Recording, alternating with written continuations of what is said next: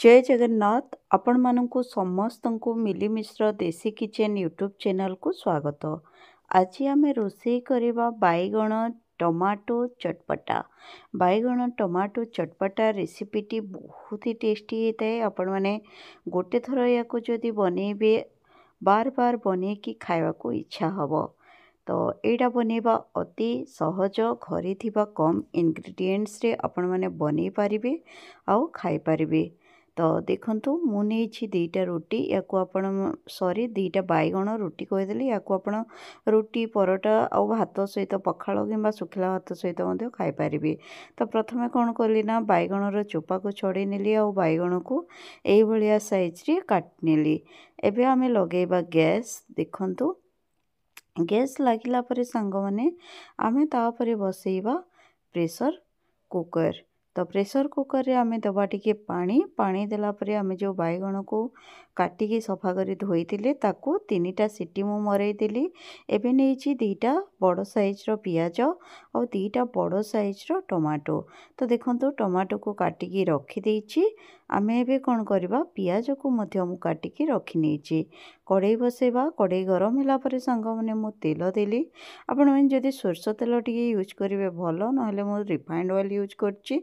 तेल गरम होला परे सोरष दबा। सोरष फुटी गला परे मु देछि टिके बिरीटा कहीं बहुत बढ़िया फ्लेवर दे थाए। आ सुखा मर्च देछि।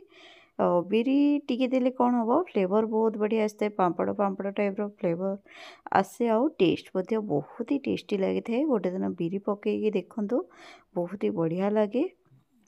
तो जिते बिरीटा आमर नाली नाली हो आम कटा होगी रखा होता पियाज को पकेबा और पियाज को मध्य एमती फ्राए करवा। सांग माने आमको पियाज से पर्यंत भाजबार अच्छी जे पर्यंत पियाज रंग हल्का ब्राउन कलर होइनी। तो आमको पियाज को हल्का ब्राउन कलर हवा पर्यंत भाजबार अच्छी। तो देखंतु मु केमती पियाज को भाजुची। पियाज भाजला टाइम रे आपण माने कहिदिबे को माने आपण माने को डिस्ट्रिक्ट रो मो वीडियोटी देखुचंती। तापरे आमे देई दबा टिके हळदी गुंड देले एटा माने आखि को कलरफुल देखा जिवो आ हळदी आम स्वास्थ्य पाई मध्य बहुत ही भल होई थाए। तो तापरे आमे पकेबा टमाटो। जितले हमर पियाज भाजी जिवो आमे हळदी गुंड टिके दबा। तापरे आमे टमाटो दबा आउ एमती फ्राए करिबा।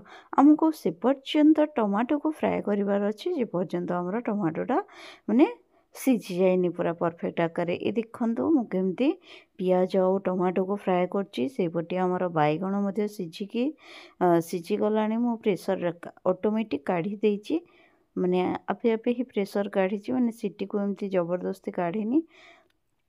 3टा खंडे सीटी लगेछि।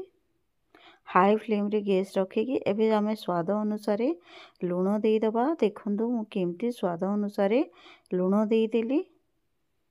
देखंतु सांग माने तापरे आमे जो बैगण सिझेइतिले ताको छाणीकी रखितबा गोटे पात्र रे आ एथिरे आमे पकेबा। तो ये जो बैगण और टमाटोर चटपटा पाग एटा आपण मानकु निश्चित भाव में भल लागिबो। याको आपण चाहिए पखाल भात रे तो यार टेस्ट पूरा जमिबो।